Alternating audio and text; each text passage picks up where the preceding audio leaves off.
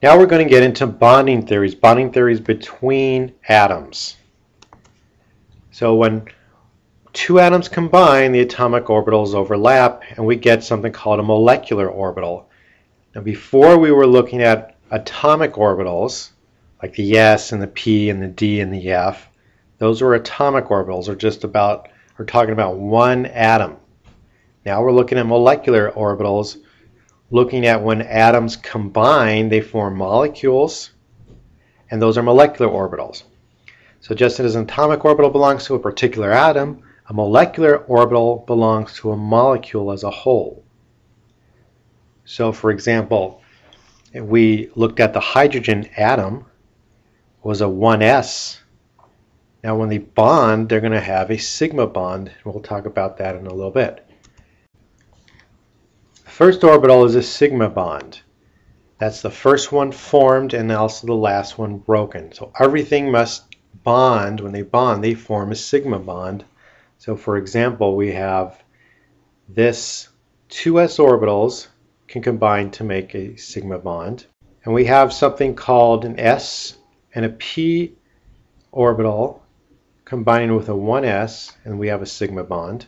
And we'll talk about that in a little bit, how we get a hybrid orbital here. And then we have a 2p orbitals. When they're end-to-end, they form a sigma bond. So that's when the end-to-end p bonds overlap. Now there's something called a pi bond. Now that's when you have a side-by-side overlap of orbitals. This is a covalent bond in which the bonding electrons are most likely to be found in this sausage-like region right here. We have two p orbitals forming a pi bond here. So a sigma bond is just a single bond. And when you have a double bond, you have one sigma bond and one pi bond. When you have a triple bond, you have one sigma bond and two pi bonds. At the very end of this video here, we're going to go over this in more detail, and hopefully it'll seem to be a little more straightforward. But first we're going to talk about VSEPR. To demonstrate this next point, I just want to tell a story about my friend Carbone. And in college, he was quite the ladies' man. He used to date 4 girls at a time. And forgive my drawing, my pen doesn't work, and I don't even have a little pad. I have to draw with this little button thing. But people used to think, well, he's got 4 girlfriends, and he would take them all out on one arm, and they'd be all fine with it. But that is not how it is. No. This isn't how it went. So he did not, for some reason that's not showing up. That's not how he juggled these 4 ladies. So this is how he dealt with having 4 girlfriends. He would keep them as far apart from each other as possible. Kept them at the greatest possible distance from each other. And if I could draw a little better with this little button thing, would show that the angles between them are as far apart as possible. So they would have no interaction because they repel each other. They were only attracted to Carbone, and they repelled each other, so that repulsion for each other kept Carbone at arm's length and legs length with each other. That leads us into the next topic, VSEPR. So valence shell electron pair repulsion. So let's think what it says. Valence, those are the outside electrons, valence shell, electron pair, so pairs of electron will repel each other. So the repulsion between electron pairs causes molecule shapes to adjust so that the valence electron pairs stay far apart as possible, just like Carbone's girls. Now, unshared pairs of electrons will also cause repulsion. So not only will bonded atoms repel each other, but also unshared pairs of electrons. So let's look at some examples here. Models used to predict shape of molecules based on valence shell and their repulsion. Let's look here. We have 2 coordinates. We have to really know these shapes. Now these are in your book, chapter 8. Let's look at these shapes here. The first one, we have 2 coordinates. We have a central atom bonded to 2 similar atoms, and we have a linear shape. This, if there are 2 atoms with a central atom, and there are no unpaired electrons, you're going to have a linear shape. They're going to be this is as far apart from each other as they can get. The bent one here, this is because there's a pair of electrons here. I'll just draw one here. The pair of electrons will repel and act just like another atom. So it pushes down. They will push this pair down, repel it, so it's as though there was another electron there.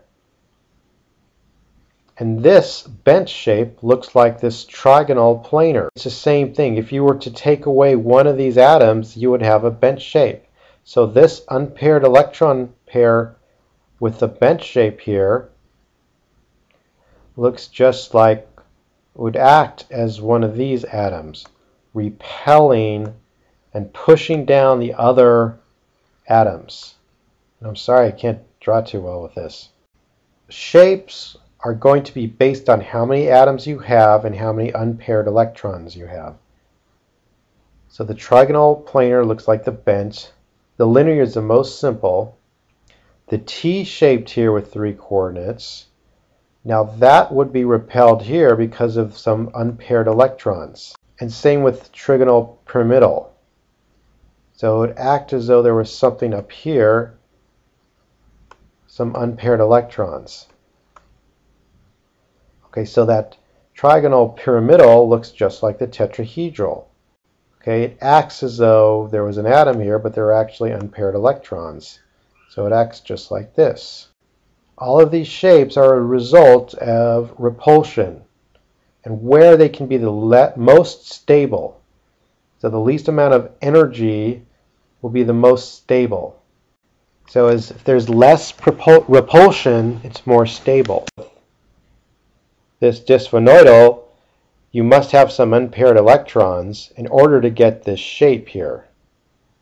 Okay, it's because it's repelling these 2 atoms away. Now the square planar as well, there's some reason why it's not going to be a tetrahedral, and that's because some unpaired electrons.